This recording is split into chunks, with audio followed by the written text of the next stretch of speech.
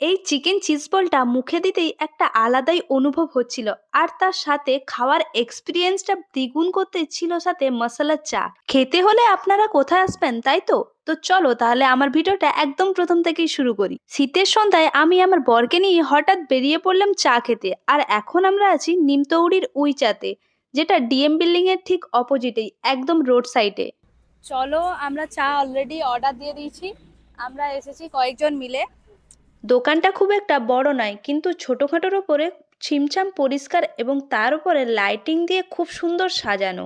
মানে এক কথায় ফটোজেনিক, অর্থাৎ ছবি তোলার জন্য একদম পারফেক্ট। অর্ডার করার 5 মিনিটের মধ্যেই চলে এলো চিকেন চিজ বল সাথে গরম গরম মশলা চা। এছাড়াও এখানে অনেক ধরনের আইটেম পাওয়া যায়, বাট স্পেশালি এই চিকেন চিজ বলটা ট্রাই করার জন্য আমি এক্সাইটেড ছিলাম। এই ঠান্ডায় একটু গরম চা হলে ভালোই লাগে, কিন্তু এই মশলা চাটা খুব একটা ভালো লাগলো না। তাই চা ছেড়ে দিয়ে এই চিকেন চিজ বলটায় মুখে নিতেই একটা অন্যরকম ফিলিংস পেলাম, এবং এর টেস্টটা ছিল এক কথায় অসাম। আর তোমরা অবশ্যই চিকেন চিজ বলটা উই চা ক্যাফেতে এসে অবশ্যই ট্রাই করো, মোস্ট রিকমেন্ডেড।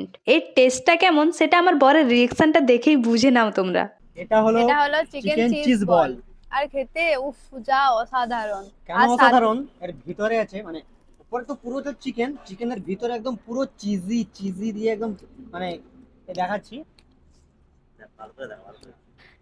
পুরো চিজি চিজি একদম চিজি চিজি আর সাথে মশলা চা। সাথে মশলা চা শীতের রাতে একদম জমে যাচ্ছে একদম পাতলা। ঠিক আছে, যেতে হলে আসতে হবে উই চাইতে, স্পেশাল মেনু এটা উই চায়। ভেতরে গিয়ে জিজ্ঞাসা করা যায় কি কি এখানে পাওয়া যায়। বলো। এখানে হচ্ছে প্রথমে চায়ের অনেক রকম ভ্যারাইটিস পাওয়া যায়। এছাড়াও তোমার স্ন্যাকের মধ্যে vegetable chop, chicken finger, chicken cheese ball, chicken cutlet, chicken pakora, এছাড়াও যেটা এখন এই রিসেন্ট আরম্ভ হয়েছে চিকেন শিক কাবাব। এই দুদিন হলো ওটা চালু হয়েছে।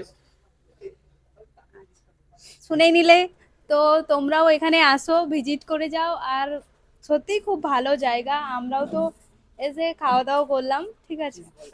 চিজ বলটা হেভি।